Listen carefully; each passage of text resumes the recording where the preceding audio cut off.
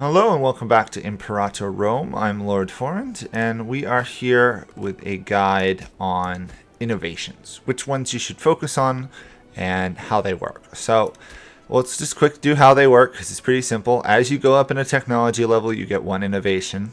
Sometimes there are traditions. The Romans in particular get some innovations just from their traditions, the military ones. That's basically how you get them. There's also a chance that if you put somebody in office who has the researcher trait, that they will get a breakthrough and get a free innovation for you. So obviously increasing research by, getting more noble citizens or taking government policies that boost research will help you get more innovations. So, civilized countries, or some of the civilized countries, Rome and the successor states are the major ones, start out with 8 innovations at the front of the game. It's very important to pick your starting innovations depending on what you want to do. So these ones do basically what they're said to do. Your martial ones are for your combat. Your civic ones are for your economy or your population output, basically economy, population output. Your oratory advances are expansion and diplomacy on the left, and basically loyalty of states, governors, political power, corruption. This is kind of a catch-all category for everything else. Espionage is in here. Religious really shouldn't be called religious. It should be more like culture and religious plus happiness. It focuses a lot more in converting populations, but also keeping your cultures happy and growing your population. So, which ones that are important? Let's start on the martial tree here, because this is important. If you want to be able to raise a legion, and you are a monarchy or a regional power, you need professional training in order to raise a legion. So, for example, Rome cannot raise a legion at the beginning of the game because they are not large enough, and they do not have this innovation. So a good start for Rome is to obviously go down here and get this, because after your first war you want a legion as fast as possible. Less of a necessity for countries that cannot raise legions at the beginning of the game. Every country will have similar law here. In this case, Rome has a unique one, but basically you have to be a regional power, have professional training, you can raise a legion, and then to raise an unrestricted number of legions, you have to be a great power. So 500 provinces, and you have to have the invention cohort, which I should mention all the way down here. Has been patched recently to require both veteran reassignment and multidiscipline training, so it takes quite a bit to get. It's 4 to get your first legion. It's an additional 8 to get unrestricted legion. So just be aware, you're going to have to go 8 innovations into this tree or more to the 12 in order to get unrestricted cohorts, even if you have 500 provinces, which basically only the Seleucids and the Maurya have it at the start. Rome can get there pretty quick. Also, it's important to note, as Rome, you can get an event which says the military reform event chain that can pop Marian reforms before you actually are 500 great, or your 500 province great power. I should mention that. So in this tree, those are the 2 most important ones, but other ones that deserve a mention are anything that grants discipline. So some of these, like the Fustarium, gives discipline, but more importantly, active drill gives 5, professional training gives you 5, elite recruitment standards give you heavy discipline 5, promotion through valor gives you 5. Those are the major discipline ones. There's another one over here, the Boeotian helmet. Probably said that wrong. Over here is everything associated with upkeep and maintenance of your legions. This right here is just basically getting additional starting experience, which is useful but not as much as others. Over here is your supply limit ones. These are increase, so you use less supplies while marching around. This one's important, military sponsors, plus 5 loyalty of generals. 5 loyalty on your generals is huge, because by and large they're going to be one of your biggest threats to your control of your country, because they tend to accumulate large power bases when they command legions, because legions are usually the majority of your army, or at least your only standardly raised army. standardly raised. That was bad. Anyway, over here is also standard provisioning. Negative 10% fort maintenance is huge once you start getting to large sizes of forts. Also, I should point out that retirement opportunities and come on, get off that page. Paymasters here will reduce your legion maintenance by 5% each, which can be very useful. Over here is stuff like retreat delay. So if you're getting into trouble, you can run away faster. This is a fast march one. Don't underestimate it because you can do a force march with it. This allows you, if you've got roads, to race your armies over the map as if they were either on horses or on motorized vehicles. This over here is basically everything to do with sieging. Everything from siege engineers +1 to fort defense to just general siege ability. This is worth doing once you get into wars that involve a lot of provinces with forts. I'm thinking Greece or Gaul because of all the capital forts, or the successors. This should be a less prioritized tree than the first one because this is all about sieging, and this will give you the battles. You can siege forts down even if they take a while once you win the battles, but it's hard to siege down stuff when you're losing the battles around the forts anyway. This next tree is all about ships. I have not touched this basically at all. You can, it's useful, it boosts your combat ship, how much they take, your morale, etc., etc. Basically, I found that once you get to a certain size, if you really need a navy, you can pretty much just outproduce any AI or AI civilization in the game because the AI, other than like Carthage, is not going to have a super powerful navy. Numbers do win out in the naval wars, or you just avoid fighting them at sea and march by land. Also possibilities. This can be very useful though if you're like Carthage and you don't want Rome to beat you. Building up a strong navy allows you to sink all their ships, so they have to march by land, which takes forever, so you can usually win the war in a white peace prior to that. So useful for nations that need ships, otherwise don't use it. This is all about siege. This one up here is worth, though, 10% army weight reduction. Basically, your army is 10% less impactful on the terrain around it, requires less supplies, etc. And this is basically everything else to do about combat. Civic tree. So the Civic tree here is, of course, as I said, divided into output and income. So this is the income one. This looks pretty different because of Rome has a couple stuff through here.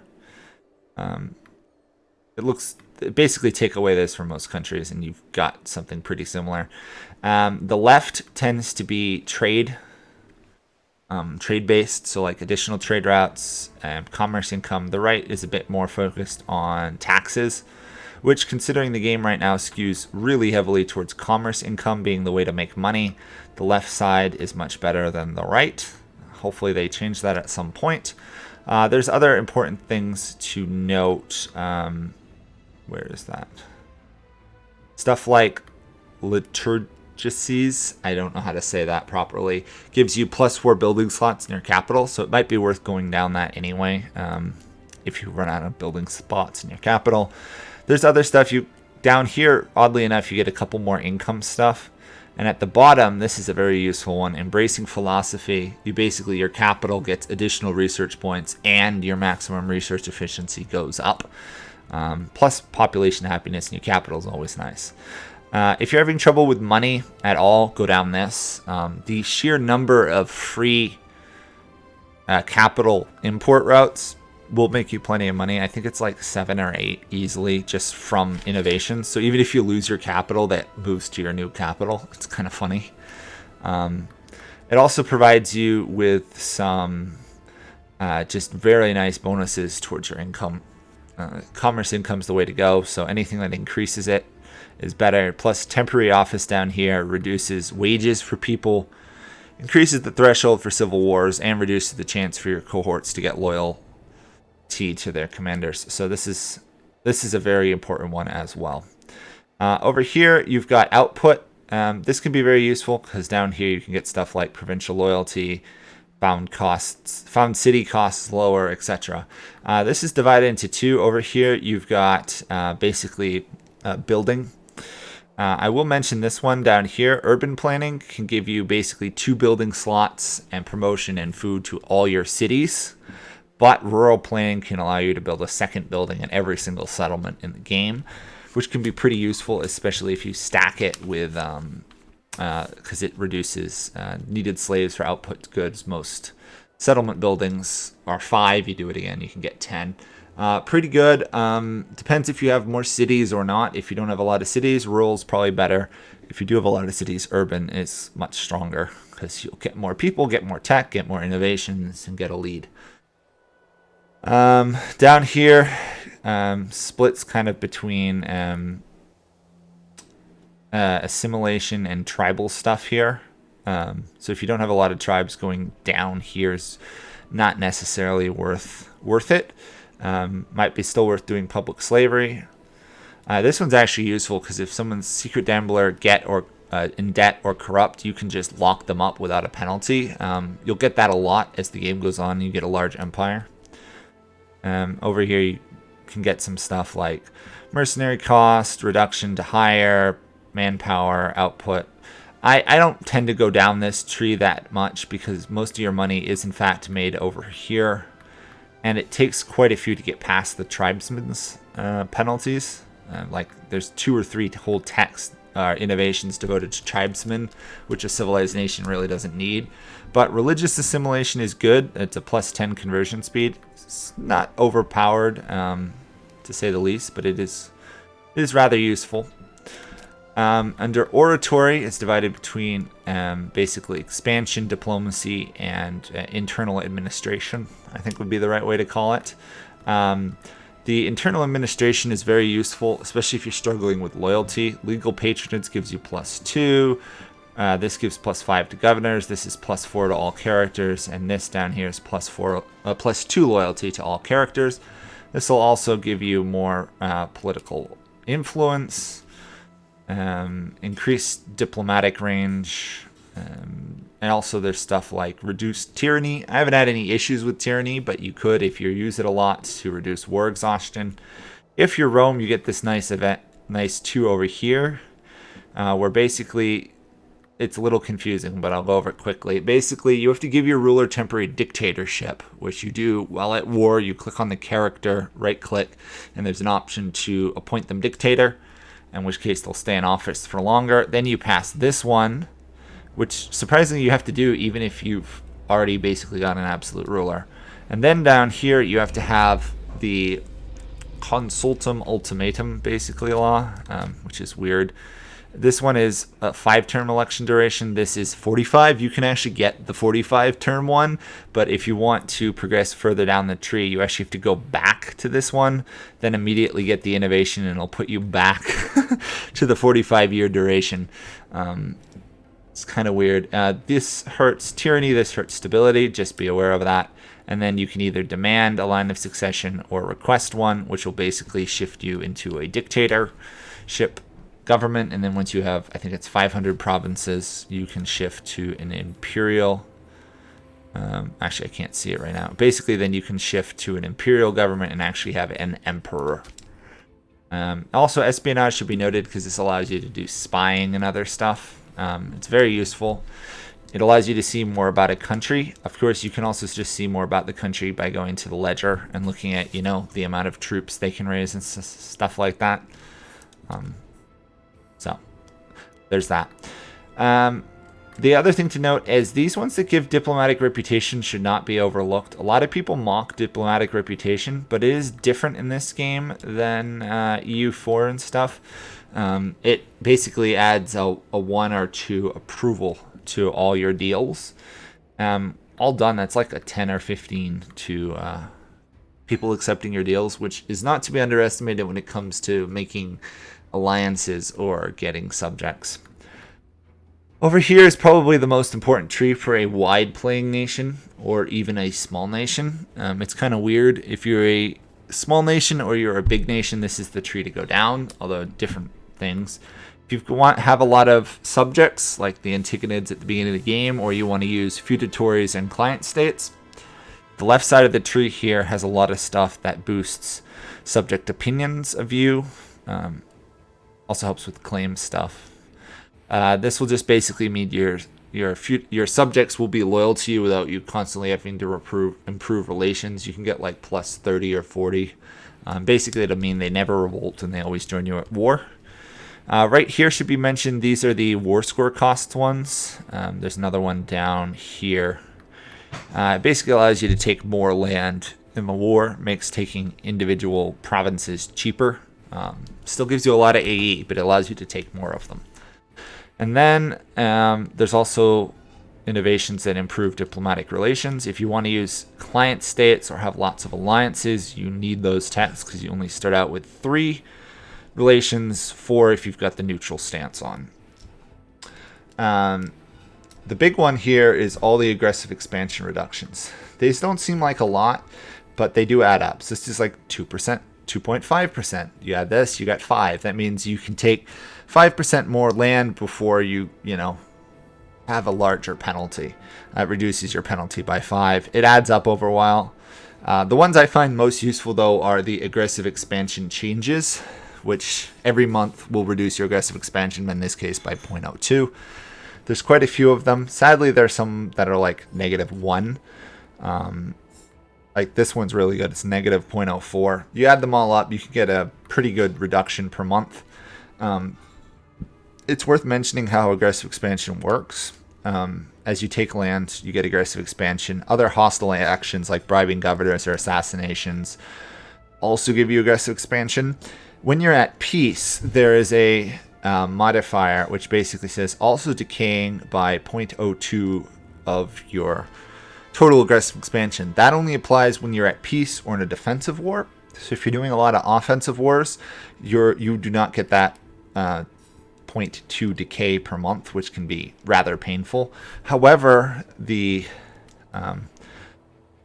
monthly reduction, these ones here, apply even while at war. So if you're going to be conquering a lot, like you want to create the Roman Empire, get these pretty early because they'll allow you to stay at war more often without having huge negative diplomatic penalties with everybody, which causes them to form defensive alliances and join leagues against you, in which case it's much harder to conquer them. So grab them if you want to expand. This one should be mentioned down here, winning land by the spear.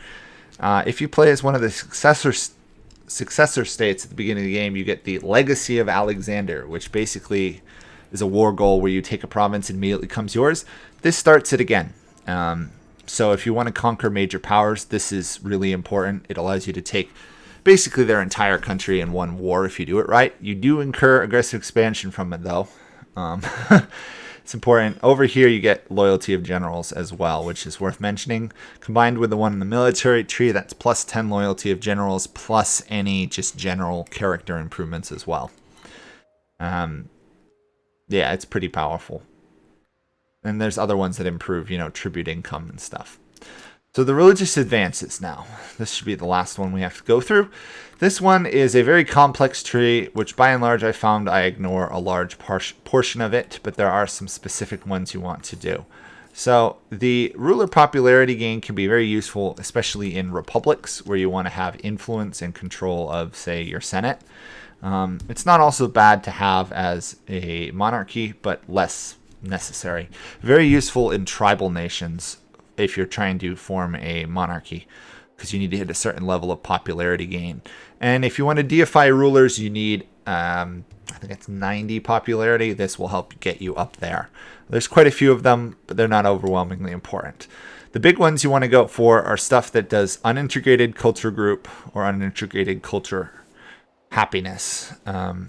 These ones will make land that you conquer, that you haven't integrated the culture, more loyal or more happy, which will result in more loyalty in the provinces, which will result in less rebellion and more profitability, and allows you to convert them faster. So this is very good, especially if you're invading different culture groups, like Rome invading Gaul. You're going to want a lot of these to try and make sure they are happy and don't revolt. Won't stop it completely, but it will certainly help. The proscribed canon over here, stuff like these ones give happiness to your state religion. It's a very big happiness bonus. So if you're going to convert people to either your culture or religion. Usually religion's the best one to go because you get bonuses towards your happiness. It also increases your omen power, and I find it's easier to get religious conversion going rather than culture conversion, but it's up to you. The open religion one here should be mentioned because this allows you to build great temples, which once put in a city will very rapidly start to convert the population to your religion. The Great Temple building also increases provincial loyalty, which can be really nice because then it means your cities are not rebellious, which reduces the chance the whole province will revolt. Yeah. Sorry, I'm drawing a blank on something I wanted to do. Somewhere in here, and I've forgotten right now, is the ability for you to do... actually, I think it might be on a different page. There's the Grand Temple. I can't remember what it is. One of the innovations has the ability for you to build the build a specific building. It might actually tell me here. Got the Grand Temple, the Grand Theater building. Oh, it doesn't tell me. You want to find the Grand Theater innovation because that allows you to do the cultural conversion. As you can see, that's the benefits of having a Grand Theater, and that's what Grand Temple are. That will help a lot. Both are very good innovations to find. I'm sorry I can't remember where the Grand Theater is. I'm drawing a complete blank, and I do apologize for that. I think it's in a different page. Anyway, then further down here you have stuff like morale recovery. This can be very useful, especially if you do stuff like use mercenaries, or you spend a lot of time losing battles and having to recover. Morale recovery can kill you in the long run. It's pretty painful not having morale. Those are very good to have. Also, just in general, boosts manpower. It's kind of weird that they have all this manpower stuff under the religious tree, but that's just the way it goes. Over here, you get stuff that increases conversion speed. It's nice. As I said, converting religiously is easier than converting culturally. So going all the way down and snagging these ones will help a lot. Be pretty powerful. Over here you've got stuff that basically allows you to deify your rulers easier. I have never really found this needed because cost to deify rulers, if you're a mass nation anyway, you're going to be a huge country usually when you start doing this. It's not overly expensive. So, and finally you have 0, which just improves state religion, happiness, manpower, and output. If you can get to it, it's worth it, but don't go out of your way trying to do it, because you need to complete all the side trees to get there. Stuff here gives more, popularity. Yeah. It is important to note that grain rations and encouragement of migration will increase your national population growth. So if you want a large population, or you start without them, so like you're a tribe and you become civilized, you're never going to have the population of Rome or the Greek cities unless you go and grab these two. Can be worth doing early on. The sooner you do it, the better off you'll be. It'll just help your population in the long run anyway. This one as well over here. Basically anything that has male, female with a green X or a green cross above it is worth snagging for the population growth. Overall though, this is the least important tree to go down in some ways. Both Civic, Oratory, and Martial are more important early on, unless you're going to be conquering a lot of unintegrated religion or cultural territories. If you're Rome invading Greece, you don't need to go down this too much because they're of your religion, so they're always going to be more happy. But if you're Rome invading Gaul, you do want to go down this. Or you're the successor states trying to hold on to, all this non-Hellenic land can be very useful. For countries that are this large, you have to worry less about your military and more about your internal stability, in which case innovations that increase your stability are worth a lot more to you. So that should be it for the innovations. Sorry I wasn't able to find the Grand Theater. If somebody knows where that is, by all means put it in the comments, or I'll try and find it on my own. And thank you guys all for watching. Hopefully this helps you understand what innovations are important and where to go first. And check out my other guides. If you enjoyed this, please like, subscribe, the whole thing. And I will see you guys another time. Bye for now.